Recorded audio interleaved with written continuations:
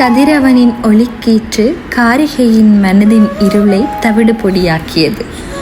இந்த ஒரு வாக்கியத்துக்கு பொருத்தமான பிளேஸ் இந்த இடம்தான். மனசில் வர்ற கஷ்டங்கள் எல்லாத்தையுமே நான் இங்கே வந்து ஒரு கோப்பியோடு குடித்தா கொஞ்சம் ஆறுதல் கிடைக்கும். அந்த இடத்தை நான் விட்டு பிரிய போகிறேன்னு என்று சொல்லி நினைக்கும் போது கொஞ்சம் கஷ்டமாக தான் இருக்குது. இல்லை நிறையவே கஷ்டமாக தான் இருக்குது.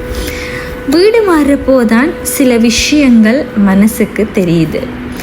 எப்போவுமே வாடகை வீட்டில் இருக்கும்போது ஆசைக்காக நாங்கள் என்னென்ன வாங்குகிறோமோ அது எல்லாமே கொஞ்சம் கஷ்டம்தான்.